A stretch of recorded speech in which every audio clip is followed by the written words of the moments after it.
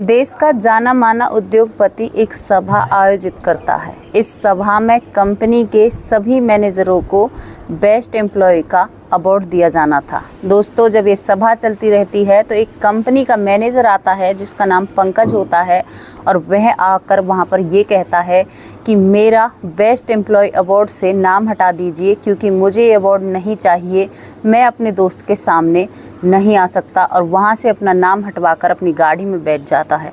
थोड़ी ही देर बाद एक दूसरा कंपनी का मैनेजर आता है जिसका नाम संदीप होता है और संदीप भी वहाँ पर यही बात करता है कि मेरा बेस्ट एम्प्लॉयर अवार्ड से नाम हटा दीजिए, मैं ये अवार्ड नहीं लेना चाहता। जब जो वहाँ के होस्ट थे वो इन बातों को सुनते हैं तो हैरान हो जाते हैं कि दो कंपनी के मैनेजर यहाँ से चले गए हैं अपना नाम कटवा कर, तो आखिर क्यों उन दोनों मैनेजरों ने एक अवार्ड लेने से, एक सम्मान लेने से मना कर दिया? आखिर ऐसी क्या बात थी? दोस्तों, इस कहानी में आपको पाठ मिलेगा कि दोस्ती किसे कहते हैं, और जब कहानी सुनोगे ना तो कहोगे कि दोस्ती इसे कहते हैं। नमस्कार दोस्तों, स्वागत करती हूँ आप सभी का। वैष्णवी चौधरी मेरा नाम है, इसी नाम से हमारा चैनल है और फेसबुक पेज भी इसी नाम से है, आप उसे भी फॉलो कर सकते हैं। कहानी की शुरुआत कुछ दिन पहले से शुरू होती है। उत्तर प्रदेश के एक छोटे से गांव से शुरू होती है जहां पर दो लड़के रहते हैं। दोनों ही बड़े जिगरी दोस्त हैं, पक्के दोस्त हैं, एक दूसरे पर अपनी जान छिड़कते हैं। पंकज, संदीप दोनों ही बहुत बढ़िया दोस्त हैं, लेकिन दोनों में एक फ़र्क है।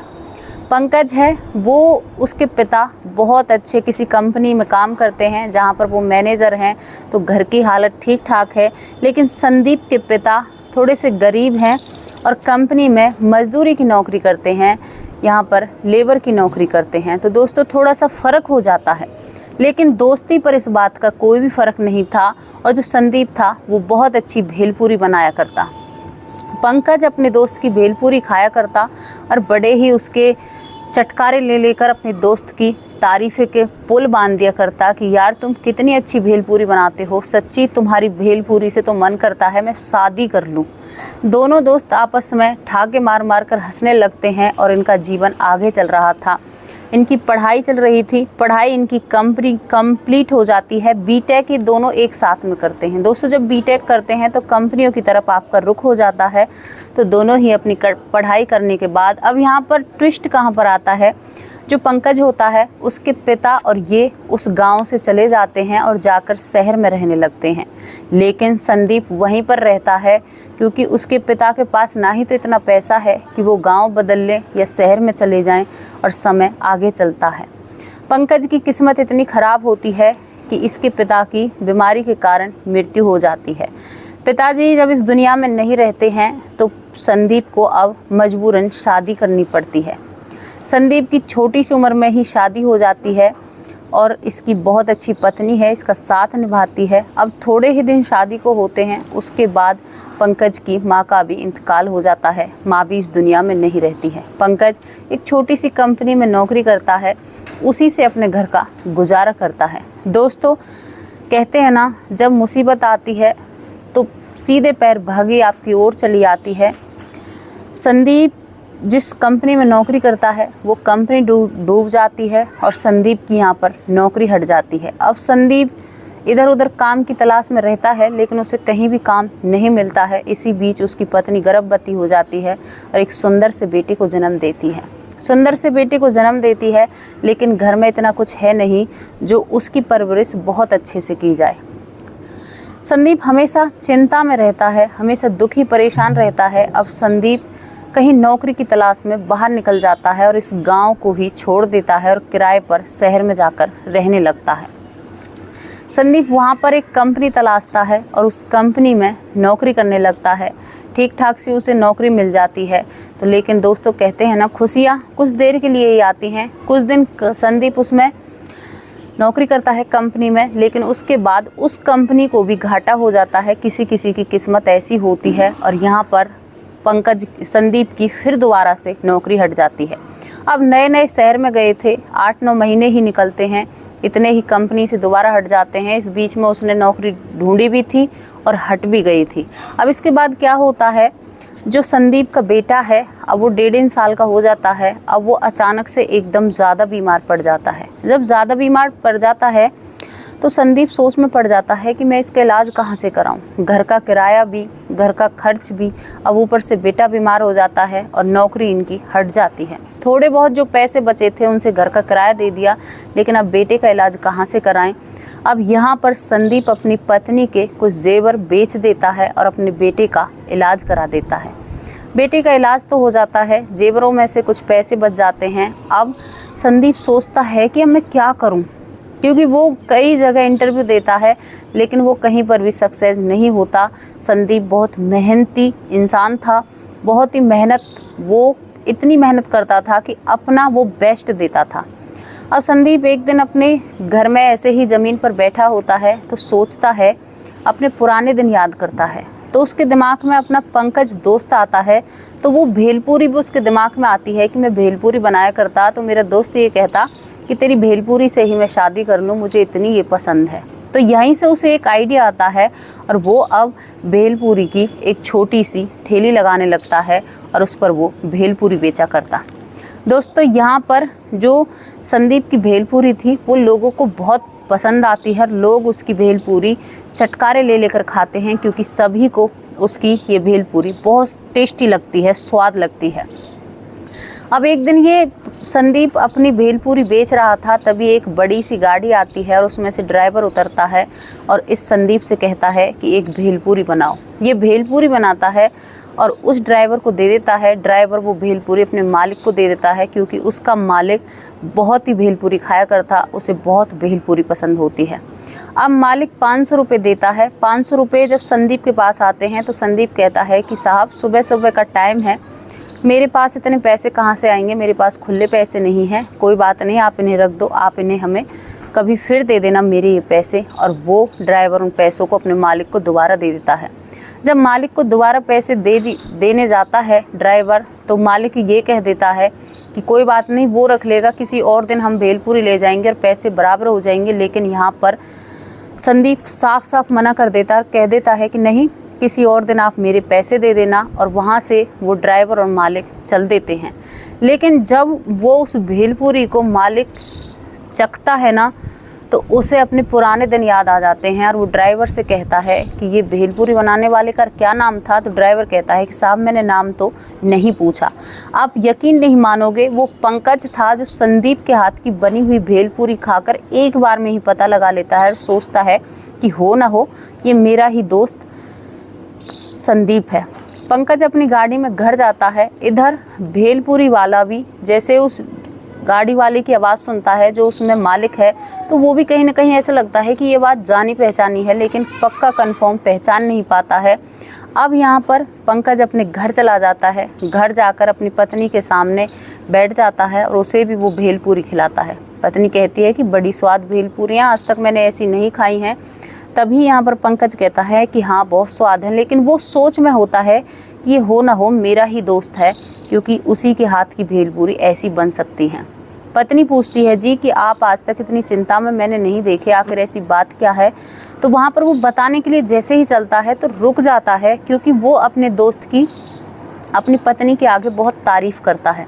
तो वो वहीं पर अपनी बात को बंद कर लेता है कि अगर इसको मैं बताऊँगा कि मेरा दोस्त भेलपूरी बेचता है तो शायद मेरे दोस्त की बेइज्जती ना हो जाए या ये मुझसे कुछ ना कहने लगे। और वो वहाँ से छोड़कर अपने कमरे में चला जाता है। पूरी रात अपने दोस्त के बारे में सोचता है और अब वो एक फ़ैसला लेता है कि ये मेरा दोस्त ही है संदीप, और मैं सुबह जल्दी उठकर इसको जाकर मिलूँगा और पूछूँगा कि ऐसी क्या आन पड़ी जो तुम भेलपूरी बेच रहे हो।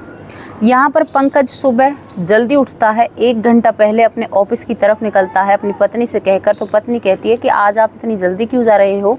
तो यहाँ पर पंकज कहता है कि नहीं, मुझे कोई एक्स्ट्रा काम है। तो अपने ड्राइवर के साथ उस ड्राइवर से कहता है कि ड्राइवर, गाड़ी वहाँ पर लेना जहाँ पर तुमने भेलपूरी बनाई थी, मुझे खिलाई थी। अब ड्राइवर वहाँ पर गाड़ी ले जाता है, लेकिन वहाँ पर आज वो भेलपूरी वाला नहीं था। और यहाँ पर पंकज उदास हो जाता है कि ये मेरा ही दोस्त है, लेकिन आज आया क्यों नहीं है। अब आसपास के लोगों को पूछते हैं तो सभी लोग कहते हैं कि पता नहीं, वो तो वक्त का बहुत ही सख्त था, कि मतलब हमेशा वक्त पर आना, वक्त पर जाना। लेकिन बेचारा बड़ा अभागा है, आज यहाँ क्यों नहीं टाइम पर आया। तो यहाँ पर पंकज कहता है कि आप लोग ऐसा क्यों कह रहे हो कि वो अभागा है। तो तभी वो लोग कहते हैं कि वो काफ़ी पढ़ा लिखा है लेकिन ये काम वो कर रहा है तो कोई ना कोई अभागा ही तो है, कोई मजबूरी ही तो है। तो यहाँ पर पंकज उदास हो जाता है। अब आप यकीन नहीं मानोगे, जो संदीप था वो उस दिन आया था भेलपूरी बेचने के लिए, लेकिन उसे पता चल जाता है कि जो गाड़ी में बड़ा आदमी था वो मेरा दोस्त है और वो चुपके से दूर बैठे देखना चाहता है कि क्या मेरा दोस्त यहाँ पर आता है। और उसका जो अंदाज़ा था वो सही निकला, पंकज उसे देखने के लिए वहाँ पर आता है। दोस्तों यहाँ पर एक ऐसा था कि एक दूसरे से मिलाप भी था और मिल भी नहीं रहे थे। अब यहाँ पर जो पंकज होता है 1 घंटे इंतज़ार करता है लेकिन ऑफिस के फ़ोन आते हैं और वो अपनी कंपनी चला जाता है। तो यहाँ पर संदीप क्यों नहीं मिलता। संदीप चाहता है कि मेरे दोस्त को मेरी हालत पता ना चले कि मैं इतनी गरीबी में या मेरा इतना काम नहीं लग रहा। तो मैं नहीं चाहता कि मैं इस हाल में अपने दोस्त के सामने जाऊँ, उसे बहुत बुरा लगेगा। दोनों में इतनी अच्छी बॉन्डिंग थी। पंकज अपनी कंपनी में चला जाता है। अब पंकज एक आइडिया लगाता है, क्योंकि वो भी बचपन से अपने दोस्त को जानता था तो वो कहीं ना कहीं जानता है कि वो जानबूझकर मेरे सामने नहीं आया है।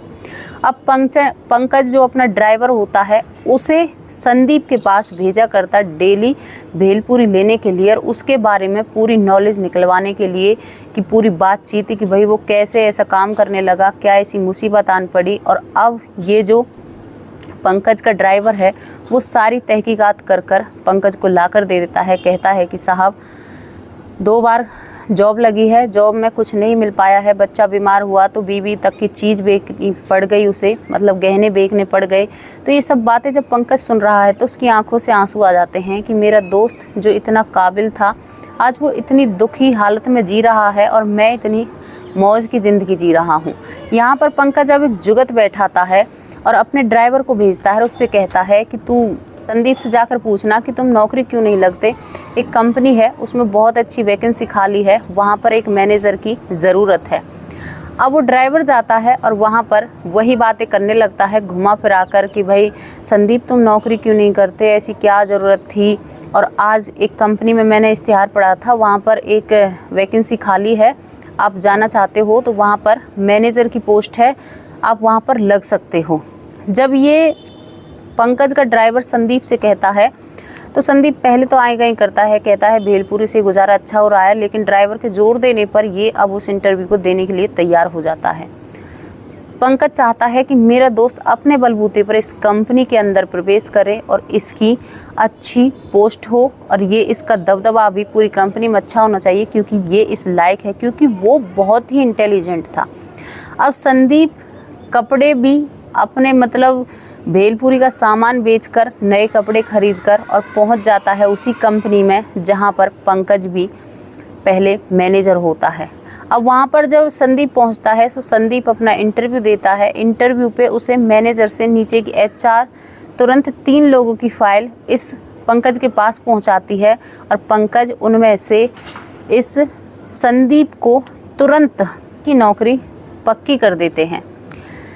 पंकज अपने दोस्त को उस कंपनी में नौकरी लगा देता है उसकी काबिलियत के बेस पर। और यहाँ पर ये जो संदीप होता है बड़ा ही खुश होता है, घर जाता है, एक मिठाई का डिब्बा लेकर जाता है, कुछ पैसे उसके जेब में होते हैं और अपनी पत्नी को गोदी में उठाकर घूमने लगता है और कहता है कि तुम सोच रही हो ना कि मुझे इतनी बड़ी कंपनी में नौकरी मिली है कि अब हमारे दुख दूर हो जाएंगे। और यहाँ पर संदीप अपना बेस्ट देता है, कंपनी को दिन पर दिन ऊंचाइयों पर ले जाता है। अब पंकज चाहता है कि मैं मैनेजर हूँ तो मेरी पोस्ट पर ये संदीप होना चाहिए और इसको पता नहीं चलना चाहिए। संदीप जब भी अपने मैनेजर से मिलने की कोशिश करता है तो कोई ना कोई बात ऐसी आ जाती है कि वो मैनेजर से नहीं मिल पाता है, क्योंकि पंकज चाहता है कि मेरा दोस्त मुझसे नहीं मिले, अगर मिल गया तो ये सोचेगा कि इसको नौकरी मैंने लगाई है। अब पंकज अपनी नौकरी दूसरी कंपनी में स्थापित करता है और अपने दोस्त को अपनी पोस्ट दे देता है कि मेरे दोस्त यहाँ पर ज़रूर आने चाहिए। उसकी सिफारिश लगाता है जो कंपनी का मालिक होता है उससे, और यहाँ पर पंकज की जगह संदीप मैनेजर बन जाता है इस कंपनी में और जो पंकज होता है वो दूसरी कंपनी में मैनेजर बन जाता है। अब दोस्तों ये दोनों कंपनियों में मैनेजर होते हैं, अच्छी इनकी पोस्ट होती है, तभी इनकी कंपनियों का जो सबसे बड़ा मालिक होता है वो एक सभा का आयोजित करता है जिसमें बेस्ट एम्प्लॉय का अवार्ड देना था। तो दोनों का ही नाम उस लिस्ट में आ जाता है। दोनों का जब नाम लिस्ट में आता है तो दोनों के घर मतलब बुलावा पहुंच जाता है कि भाई तुम्हें मतलब उस सभा में आना है और वहाँ पर तुम्हें शायद सम्मानित भी किया जा सकता है, क्योंकि कई कंपनियों के मैनेजर होते हैं, सभी वहाँ पर बेस्ट ढूंढना था। संदीप अपने केबिन की ड्रॉ खोलता है और उस ड्रॉ में फ़ोटो होती है जिसमें संदीप और पंकज होते हैं। अब संदीप एक अपने से नीचे काम करने वाले वर्कर को बुलाता है, उससे कहता है कि ये व्यक्ति कौन है और ये यहाँ पर इसकी फ़ोटो क्या कर रही है। तो वो व्यक्ति बताता है कि साहब ये तो पंकज सर हैं जो आपसे पहले मैनेजर रहे थे, लेकिन अब ये दूसरी कंपनी में चले गए हैं और जब भी ये अवार्ड फंक्शन होता है तो ये कभी भी अटेंड नहीं कर पाते और इनको कभी भी अवार्ड नहीं मिलता है। जब ये बातें संदीप सुनता है तो ये कहता है कि ये क्यों नहीं अटेंड कर पाते। तो वो कहते हैं कि कभी ना कभी इनको ऐसा काम लग जाता है, जब भी ये अवार्ड का फंक्शन होता है तो ये पहुंच नहीं पाते। अगर ये पहुंच जाए ना तो ये पक्का अवार्ड लेकर मानेंगे, क्योंकि ये बहुत काबिल है और बहुत काम करते हैं। जब उस एम्प्लॉय के मुख से इन बातों को सुनते हैं तो संदीप वहाँ पर मन बना लेते हैं कि मुझे जो बुलावा आया है सभा का, मैं उसमें नहीं जाऊंगा अवार्ड फंक्शन का, और वहाँ पर क्योंकि ये भी आएगा तो वो अवार्ड इसे ही मिलेगा। दोस्त वहाँ पर पहले जाता है जहाँ पर ये सभा आयोजित की गई थी और वहाँ पर जाकर वहाँ कहने लगता है कि सर मेरा इसमें से बेस्ट अवार्ड का नाम काट दीजिए, क्योंकि मैं अवार्ड नहीं लेना चाहता। मेरे अपोजिट मेरा दोस्त है मेरे सामने और मैं उस दोस्त को हारते हुए नहीं देखना चाहता। और सभी लोग जब उसकी तरफ देखते हैं तो हैरान हो जाते हैं कि एक ऐसी चीज़ को ये छोड़ रहा है जो इसका मान सम्मान है, लेकिन वो ज़बरदस्ती कर कर अपना नाम कटवा कर अपनी गाड़ी में जाकर बैठता है। अब थोड़ी ही देर बाद संदीप वहाँ पर आता है जहाँ पर वो पूरी अवार्ड पार्टी है। तो वहाँ पर आकर संदीप भी यही बात कहता है कि सर मेरा नाम इसमें से काट दीजिए, मैं अवार्ड नहीं ले सकता, क्योंकि मेरे सामने मेरा दोस्त है और अब की बार मैं अपने दोस्त को अवार्ड लेता देखना चाहता हूँ। जब वहाँ के सभी लोग इन बातों को सुनते हैं तो सब हैरान हो जाते हैं कि दोनों दोस्त की सोच एक जैसी है और एक दूसरे के खिलाफ नहीं जाना चाहते। और ये संदीप भी अपनी गाड़ी में बैठ जाता है और इंतज़ार करता है कि कब नाम अनाउंसमेंट हो और कब मुझे पता कि मेरे दोस्त ने अवार्ड लिया है। दोनों ही अपनी अपनी गाड़ी में बैठे हैं, अलग अलग बैठे हैं, लेकिन एक दूसरे से बात नहीं करते। तभी अनाउंसमेंट होती है और संदीप और पंकज की दोनों की एक साथ में दोनों को अवार्ड दिया जाता है।